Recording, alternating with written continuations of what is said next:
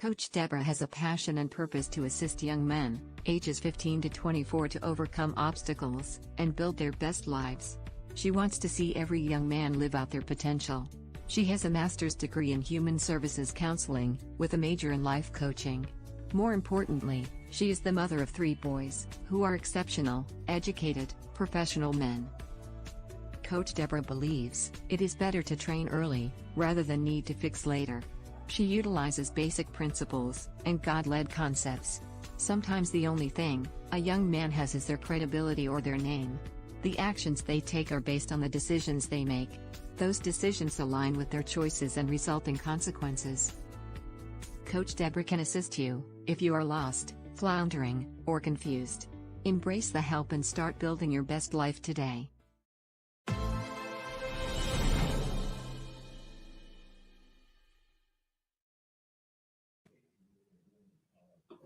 Good evening, good evening, good evening. Welcome to Build Your Best Life. We are here and we are excited to see you. Hi, Carol. Hey, sis, how are you? I'm doing wonderful, wonderful. Good So deal. glad to be here for coffee chat with you. Absolutely. I got my coffee. You know, I got my coffee. We got new coffee mugs now, huh? Yes. I love them. I love them. Yes. But always good to be here to chat with you a little bit about so many things that you always come up with great conversations. Well, thank you. Mm-hmm. Well, you know, this year it's all about blueprint for success. And this month we're talking about derails while you're working your blueprint So I think we have a great topic for you tonight. But I want to thank everyone for always coming on and supporting Build Your Best Life. We love your comments, likes, and shares.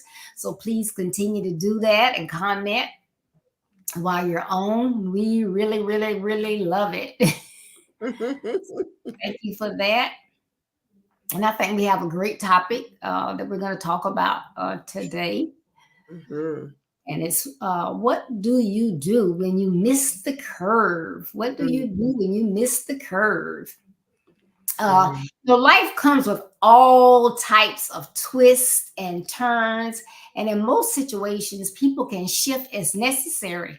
However, as they move through life, no matter how hard they have focused, worked hard, done their best, they may be unable to make that curve smoothly without derailing. Mm. So in those times when life doesn't go the way you expect, you can overcome the situation and still move forward. So what do you think about that, Carol? Oh, sis, I love the fact that you said that. Uh, what do we do when we miss the curve? Because truly, all of us will miss the curve sometime, right? All And right. so I love that we're talking about this topic because it's not like that any of us will just go through life and not have some challenges and, like you say, some detours and some things that will derail us. But it's how we have to continue to be determined that whatever when they say when life gives us some lemon, sometimes we just got to make some lemonade up out of it. But Hey, that's right.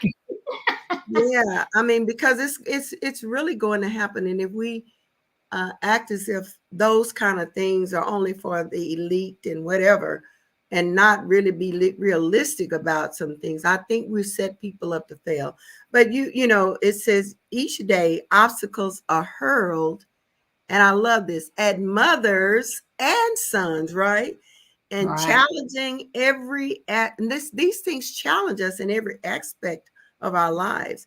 And so we have to learn how to navigate a variety of barriers that will form weapons against uh, their confidence or our confidence, our well being, and success. But how we choose to conquer these challenges causes mothers and sons to rise, to flail, or fumble. But identifying the existence of obstacles and working to overcome them is the key not to fumble. And so that tells us that we're going to have some obstacles that we're going to have to face. We're going to have some curveballs thrown at us, or some curves, or some detours, but it's not that they're, it's not that they're not going to happen, but it's how we are going to handle those things when they happen. So that's my thought on that one. And anyway, so we have to be just I think coach tell us all the time, life will happen and things will happen.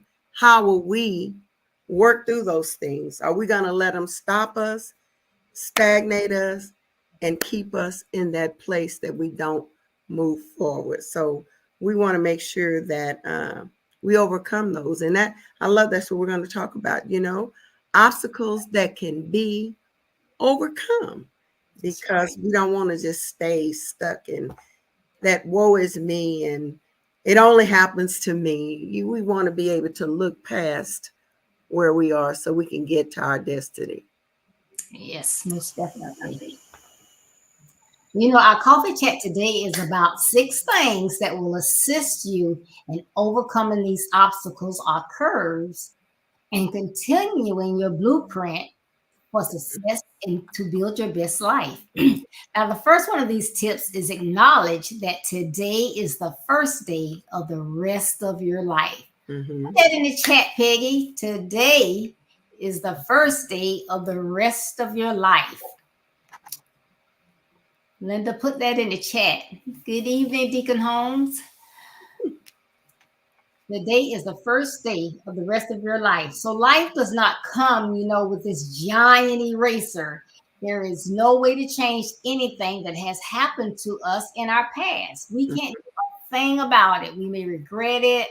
Like Coach was talking about this week about guilt, shame, and hurt. There's Mm-hmm. nothing you can do about that stuff that's in the past. So you Mm-hmm. have to get over it. So you have to start by, I would say, first of all, when you get up, thank God. Just start Mm-hmm. thanking God. Hey, because guess what? You woke up. Everybody.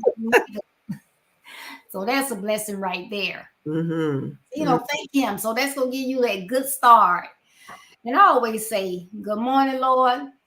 What wonderful things are we going to make happen today? What Mm-hmm. wonderful things are you going to allow me to do today? I Mm-hmm. always ask that.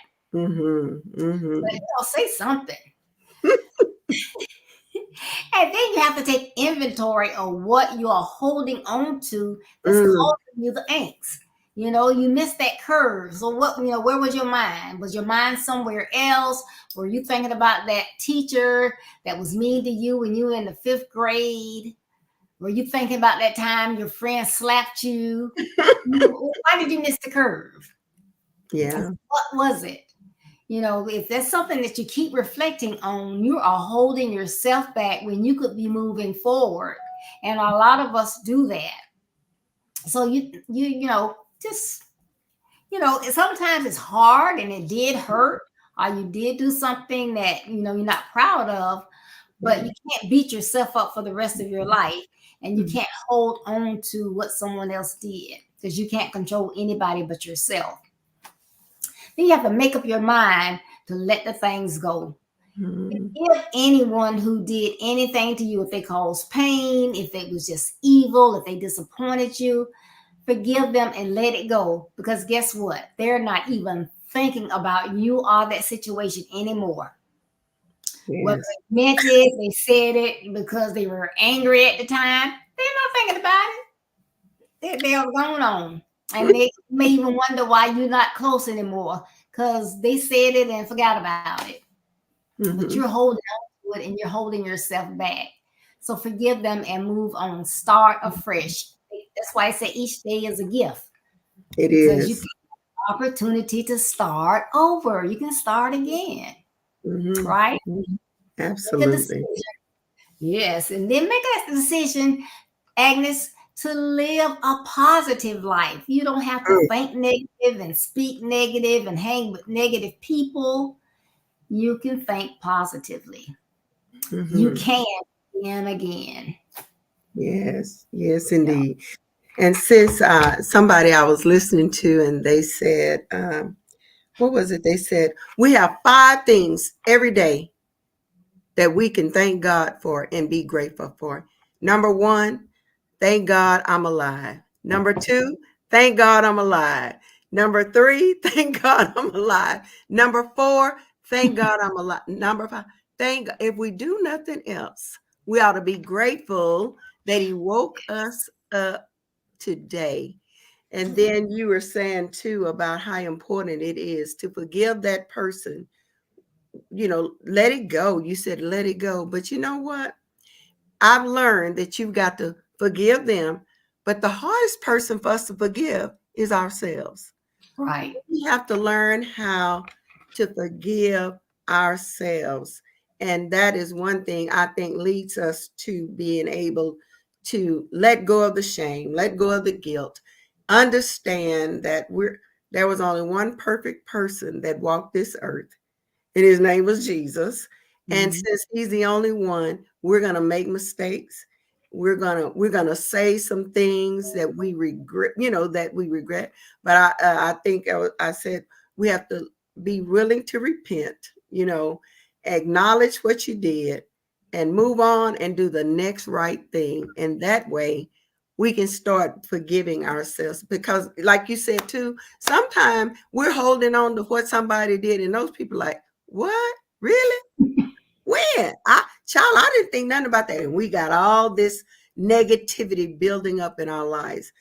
But you in your book, Deborah, you talked about 7 obstacles that will hold us back. So I want to just go through, I want to go through and identify all 7 in case we don't get a chance to expound quite a bit on anyone. But your first one is education. I'm going to circle back. Number 2, a single parent home.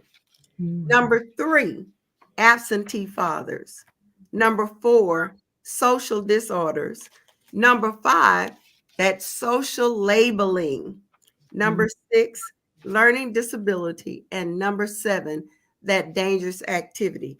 And so in that education, you did a lot of things about the statistic. The lack of education is an obstacle for young men in their journey to success. And you got all those dropout rates and those kind of things that will really slow us down. But, also, you talked about in the past decade, young men dropped out of high school, that age, and then the college level. And, but you said, wait, I love this. Females weren't dropping out as early as men, the boys are. And they said that you said this dropout rate is attributed to immaturity, undeveloped behavioral skills, and an inability to adjust to many changes occurring during this period of their lives. And that's so true. Sometimes we know that we've heard young ladies sometimes a little bit more mature than our young men. And then sometimes the boys are, girls, we're just social butterflies. And and guys seem to just kind of hold on to some things, and they want to, they want to be cool and all those kind of things. But, the inability to make adjustment, life is going to shoot us those curves, and we got to be able to make those adjustments. But I love that you said, but wait, before you view these statistics and toss this book to the side, you said, we can't get overwhelmed with the statistical numbers. Those are facts. That may be true, but education is still one of the most important things that a young man can do or anybody can do. So we need to encourage our young men to get that education. Persevere. Don't stop. It may be difficult, but find you somebody who's a tutor and find somebody who can help you so that you will be able to succeed, because that is one of the obstacles that we all have to face. And education is one of those things that help us get through some of those things. Because if there's some things, you can't be a welder if you don't go get skilled in that. That's right. There's some levels of education. You can't be a doctor, a lawyer, whatever those things, but you got to be able to put some education in place. And I don't advocate that college is the only way to do that, but you have to get or be willing, as Coach tell us all the time, be willing to read a book or something. I'm not going to linger too long, but single parent homes. And we know the statistics and the things that are against single parent homes, they do exist. It's been proven, but some of the negative impacts coming from single parent home includes attachment issues, obesity, substance abuse, mental health issues, child abuse, abandonment, poverty and homelessness, and participation with gangs, and then poor performance in school and increased involvement with criminal justice system. True. However, that these are the statistics and they bear truth, but they do not have to be the destiny of our young men in single parent homes. We want mothers to be encouraged. I'm a single parent. I was a single parent, So, and it broke my heart when somebody told me, well, single moms can't do a good job with their boys. And I was like, baby, you must not know the Jesus I serve. And then I'm an advocate for that village, granddaddies and uncles and coaches and those people that are willing to help you raise your son. But I think we have to be open enough to reach out and get some help. Hey, what about our own Coach Ricardo? Miss Eunice Miller raised a single parent, but she raised a son that's doing quite well today. He's both our coaches and just doing some of those things. Now he's got a son and a daughter that he's pouring back into. But we cannot allow what statistics always say, and we give up and just stay stuck there. That cannot be the opposite, because we want more for our boys and our young men. And that's what I had to tell the teacher one day. The same thing you want from a 2-parent home, I want my son to have that same privilege and opportunity. So we can't let negative people and negative consequences get in the way of who we want our young men to become. And then absentee fathers, and it says not having an active, because you can have a father there, but he's really not there. Really not there. Really not there. So we want active fathers to be participants, to show up, be there. Coach said this one time. He said, I took a lot of pictures, but I'm not always sure if I was there. And so sometimes you got to go back and right those wrongs. But the absentee father is one of those things that get in the way. And one thing I do know, you mentioned this in the book, that we've got some fathers who are raising their children, boys and girls, in a single parent home. I want to applaud one that you and I both know, Maurice Davis. Before he married Toshika Davis 5 years ago, he was a single dad and raised his 2 boys, and they're doing quite well. So, the statistics are there, but we don't have to fall prey to those statistics. And you said the journey to building your best life may include some obstacles, but you can still win. So fortunately, there are organizations and people who are willing to fill in the gap. Thank God for sisters in church who's willing to fill in, people in church. Your husband, Dan, is a great example of stuff like that I hear him talking about, how he assists with juveniles and things of that nature. But, you said even in Psalms 27, it says, my father and mother may abandon me, but the Lord will take care of me. Yes. Single moms, single dads, God will take care of them. Then you talked about social disorders, suicide, eating disorders. All those are obstacles that they will have to face. And then social labeling, we know that can be a problem. I know for a fact that even in school, sometimes we'll start labeling our young men very early and want to put them in special education classes. And they are just not learning, their learning style is so differently. But I think we have to be advocates for our children when it comes to their social disorder, problems that need to be identified. Young men have to be willing to, sometimes what they don't want to do, they bog up stuff. But sometimes they got to be willing to talk about some of those things. And we'll talk about that later, but you got to find people who you can trust and be willing. And I think sometimes we have to be willing to be open to hear what they're saying. And I always say, sometimes they just want you to listen. They may not want us to give advice, but they just need a listening ear. And so the socialing label, the social disorder labeling, and putting them in a place where, this person got a bad reputation, and this young man, he ain't gonna, he won't turn out to be anything. They are labeling our kids, but we have to do our best to change that so we can change the obstacles that they face. And even making positive stride includes you, young man. You got to do something to help change that. And of course, those learning disabilities that I kind of spoke a little bit about, that, you may have a disability, but parents, we have to seek help for our kids with learning disability. The school is there, but sometimes we got to go and seek outside help as well.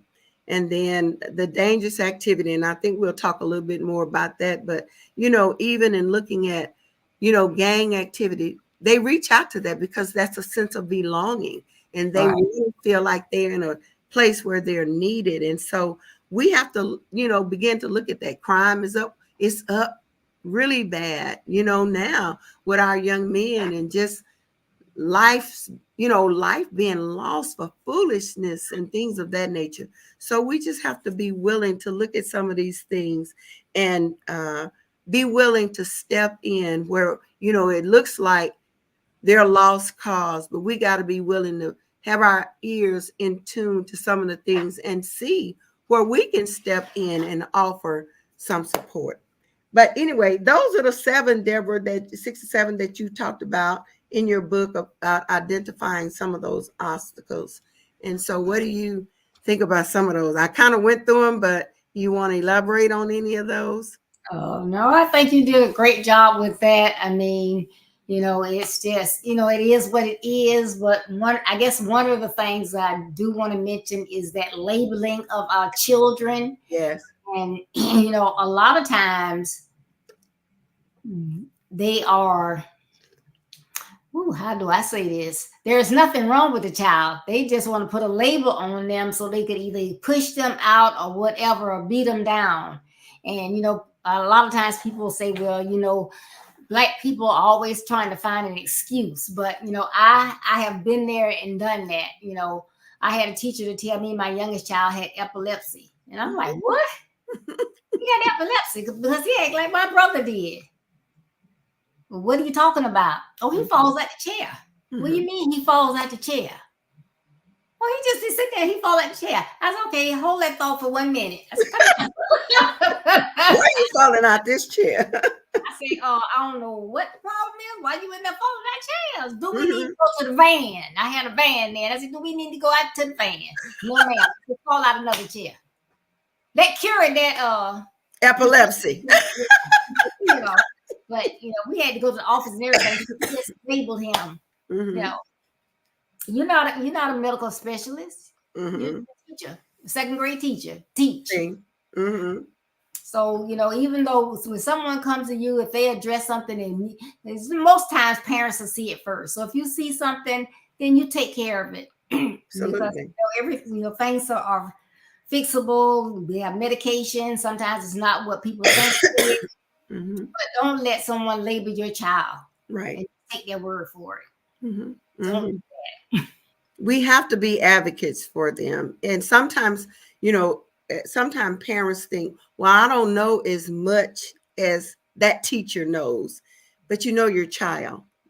And you have to be an advocate for your child. And sometimes, like you just said, you just can't accept every label that they put on there, because like you say, that labeling right there was fixing the van. You took care of that right away.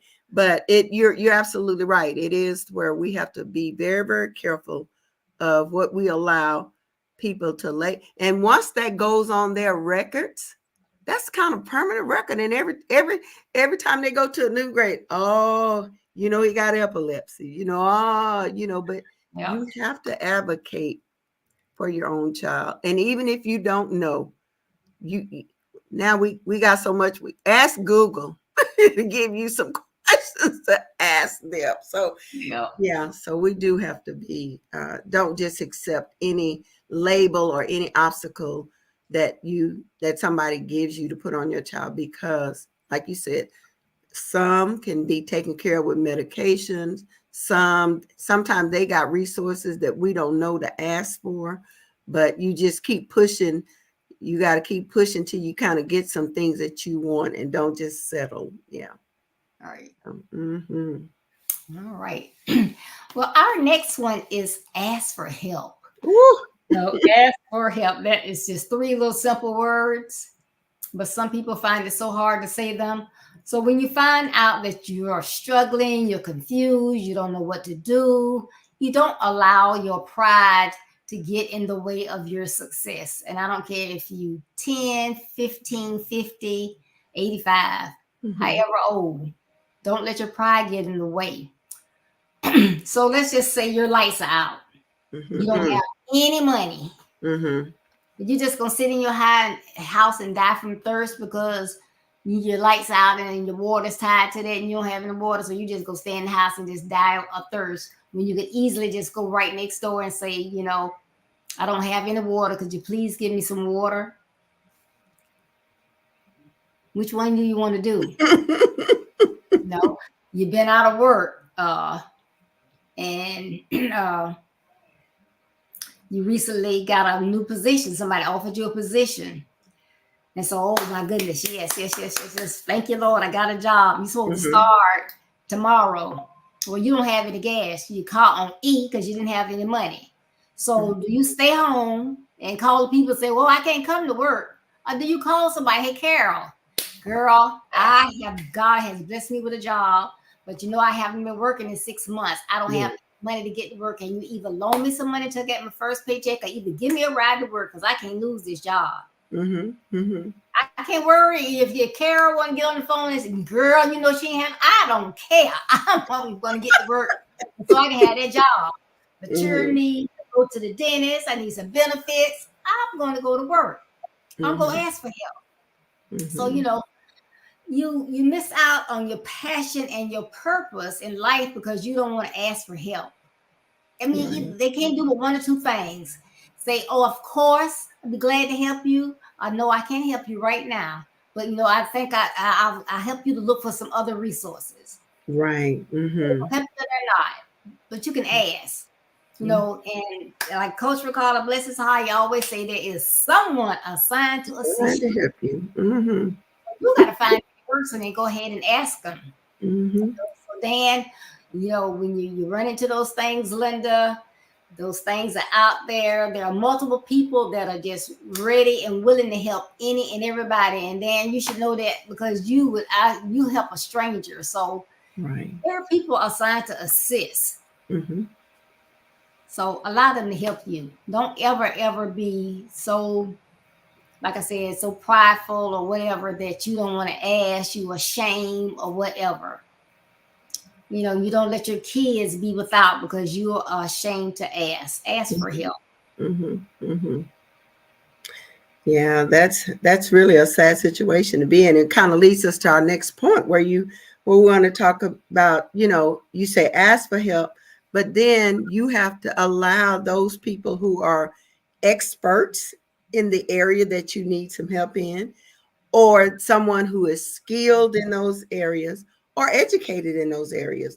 But if you don't ask for help, how will you ever get to a place where you will receive some expert? So if a person knows more than you need to be willing. We all need to be willing to ask that person, and because they've got that expertise, we got to not only be willing to ask, but we got to be willing to do some of the things that they've asked us to do. It's kind of like a two-way thing. Now you're asking, and these people got the expertise in this, or they've got the skills in this, or they've got the education in this. So you can't start feeling, like you said, prideful, or I'm less than, or how can I put myself in that position to ask them? You got to be willing to ask them, but you got to be willing that when you ask and they give you advice, you got to be willing to follow through and follow up with what they are suggesting or what they're telling you. Because sometimes we can get in a place where we think isolation is the best place to be, and I don't need their help. They don't know anything.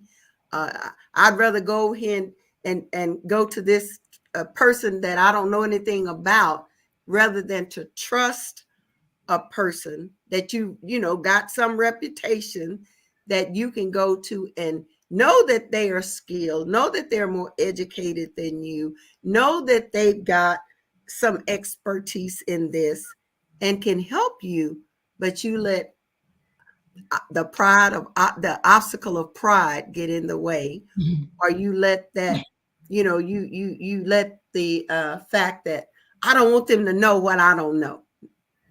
That's ridiculous, And like you said, Coach always says somebody's assigned to help you, but they won't help you if you don't reach out, and they can't help you if you don't. If they give you all of their expert advice, all the skills that they know, and all the education, and you still want to stay where you are. Sad commentary, sad commentary. It's just like they say, the Lord said, I sent you a boat, an airplane, and whatever else, and you still refuse to get in either one of these, and now you're drowning. Okay. So we don't want to get in the, that's getting in the way of yourself and not allowing those people who know more. And especially with our young men, your parents probably know a lot more than you know. please listen. Don't get into that place, because sometimes they, our young men, they get to that age where they think that, we're about the dumbest people in the world. But we have to be willing to hear what your parents are telling you, and they're there to guide you. You got to be willing to listen to those teachers and those coaches and those people that are there who are more educated than you, have gone down many more roads with experience than you, and be willing to succumb to some of the things that they're telling you to do. Oh, amen. Well, our next one is don't give up. Sometimes when we go through things, we may just say, you know what, I've been trying and I just give up. Don't give up. We all go through trials and tribulations. Don't give up. You can do it. God has your back. He got your front. He gets on the sides. And sometimes if you need it, he'll pick you up and carry you. So somebody got you. Somebody. Mm-hmm. And then we just got finished telling you there are people that are willing to help you. You just got to ask. And then speak positive words over your life. And I know Carol's going to tell you a little bit about that when we finish up. But you got to speak positive words over your life, positive affirmations into your life.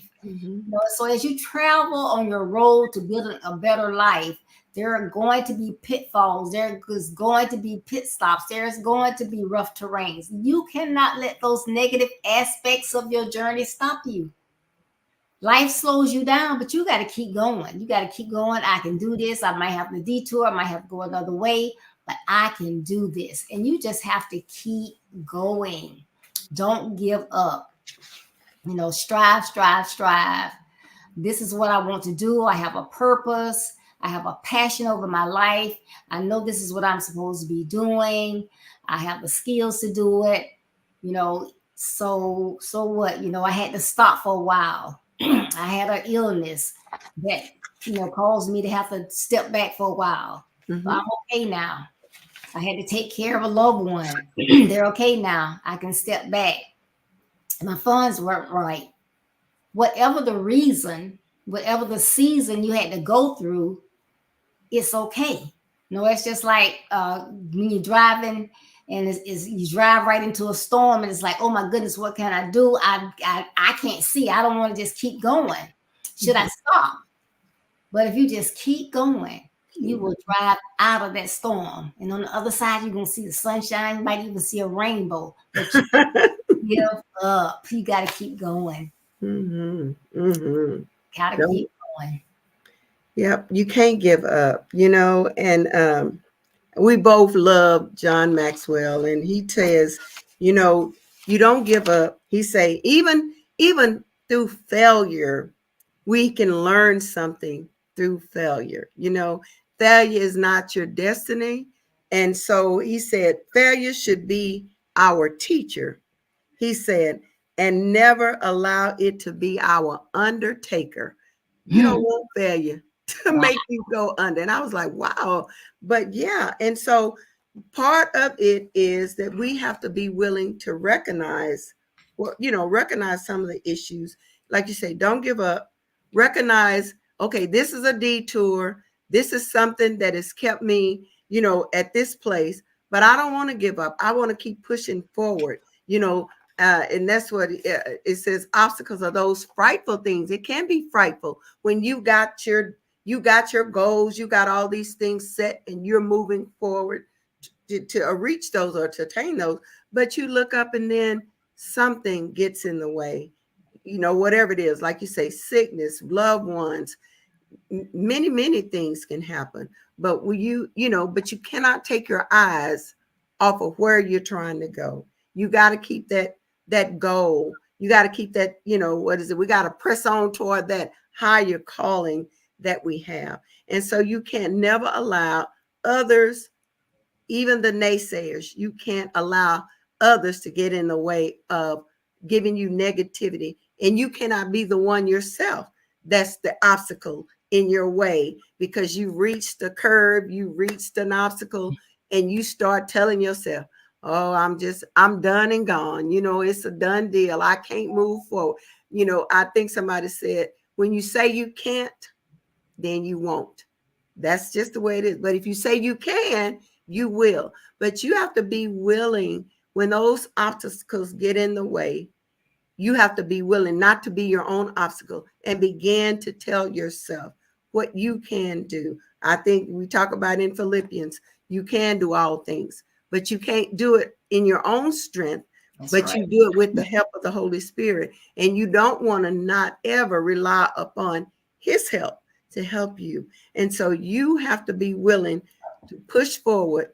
And then, of course, we know that in every situation, sometimes those obstacles, girl, you know, sometimes you come about that thing, you be like, Lord, I'm stronger than I've ever been before. But I know this strength that I have didn't come from me, but I know where it came from. But hey, there's another gratitude.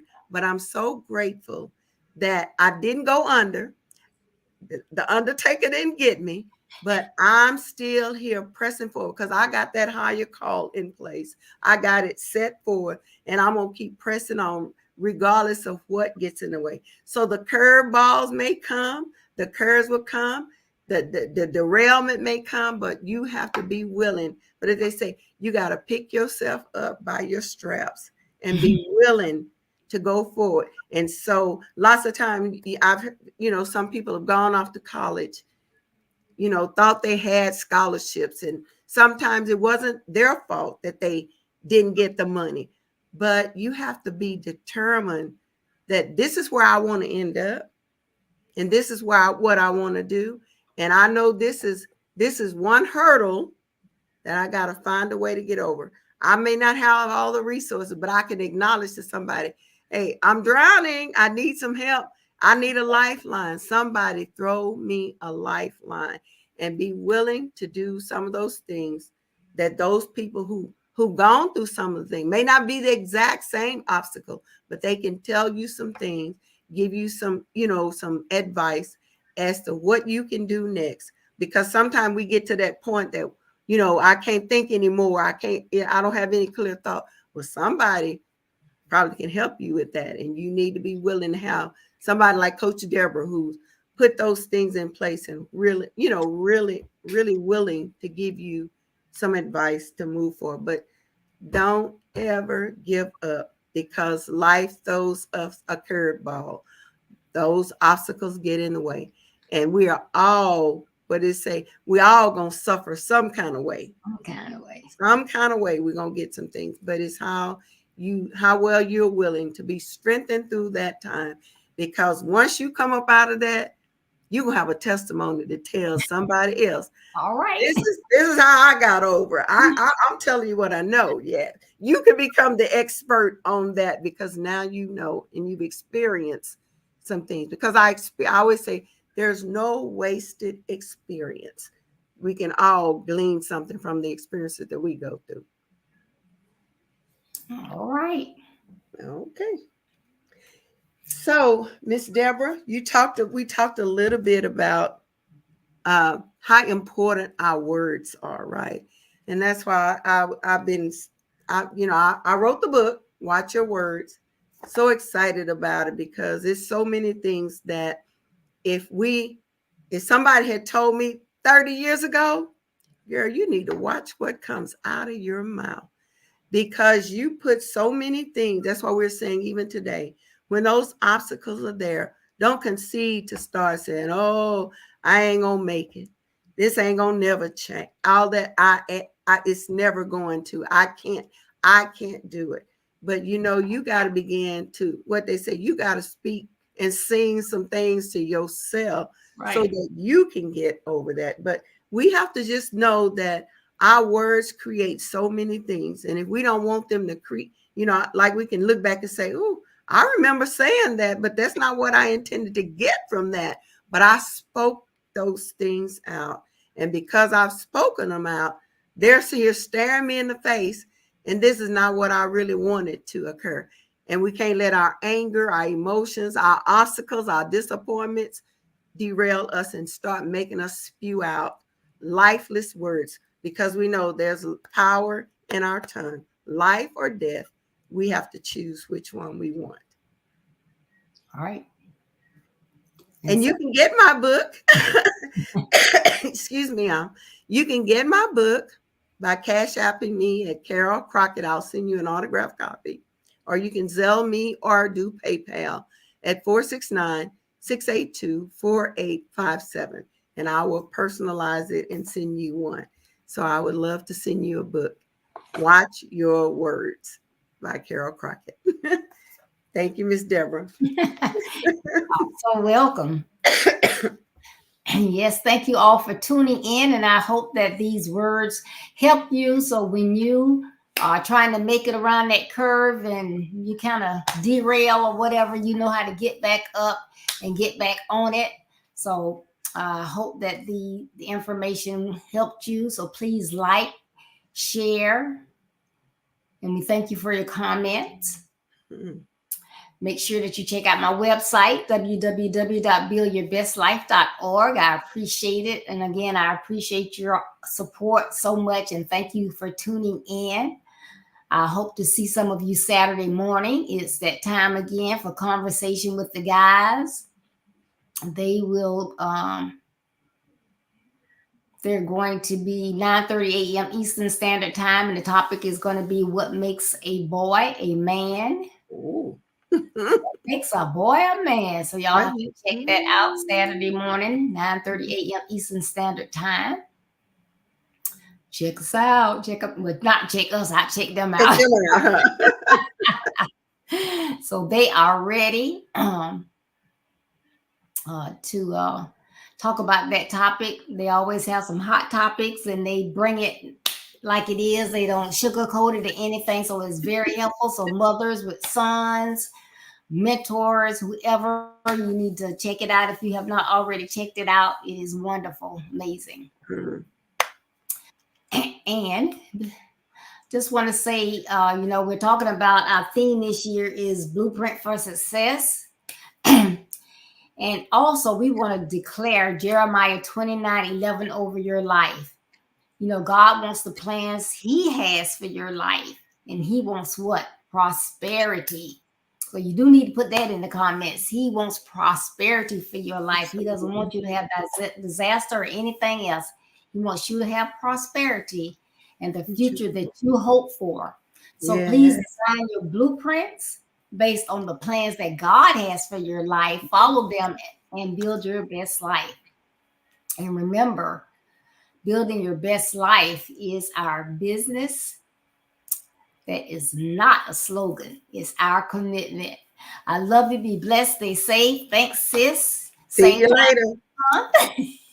Absolutely. Always great to be here. All right. Love you. Good night, everyone. Bye-bye.